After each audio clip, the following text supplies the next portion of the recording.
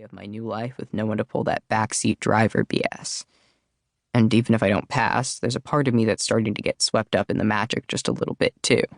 Like maybe all I needed was a change of scenery for my real life to begin. So when Brian invited me to tag along to this college bro fest, I hesitantly agreed. I mean, hanging out with my brother and all of his frat brothers isn't exactly my definition of a good time. But I'm stuck here for the summer while my parents make the great move from Florida to California. And as annoying as college guys are, I can't exactly find fuel for my blog locked in a closet all day. I mean, I'm basically the queer Superman, putting on a secret identity that makes me even hotter, just so I can go around saving people with my ultra-secret project. It's called the Meet Cute Diary, a blog designed to bring love to trans kids in need. In a lot of ways, it's the single most important thing in my life. I lock my phone and slip it into my pocket, glancing toward Brian to make sure he's not peeking over my shoulder. He leans forward in his seat and makes some dad joke about the retreating mountains, while the driver forces out a fake laugh as he guides us off the freeway. From the highway, I can almost pretend I'm still in Florida. But the second we take the exit, the looming mountains and greenery steal my breath. This tiny little car feels even smaller with trees and rock formations staring down at us. Brian taps a hand against the back of the passenger seat, which is pulled all the way up, a tiny trash bag hung around the headrest.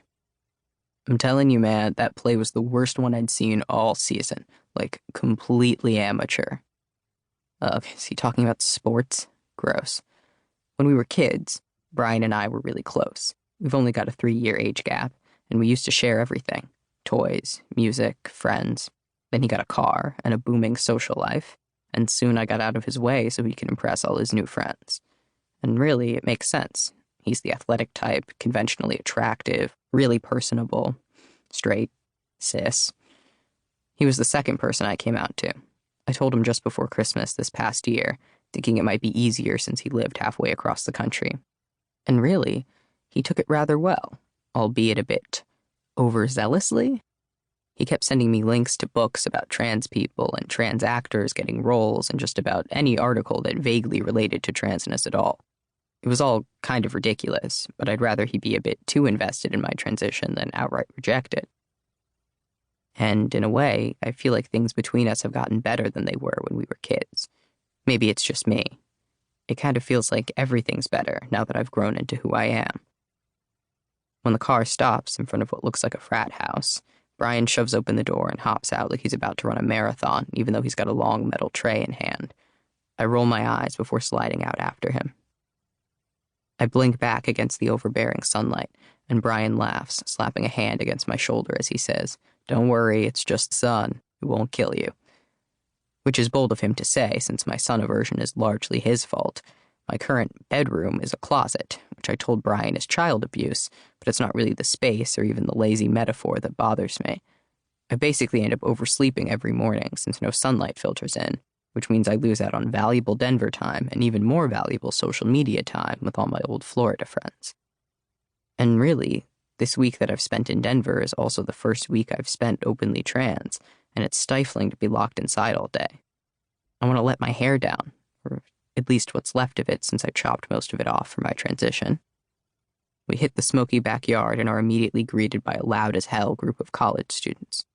Brian passes off the tray to some guy in a baseball cap, who opens the lid with an eyebrow raised. The crowd's pretty white, so I wouldn't be surprised if they've never seen onigiri before, but Brian stayed up pretty late last night making them. He's been on a cooking kick for the past month or so since he started dating a white girl who likes exotic cuisines.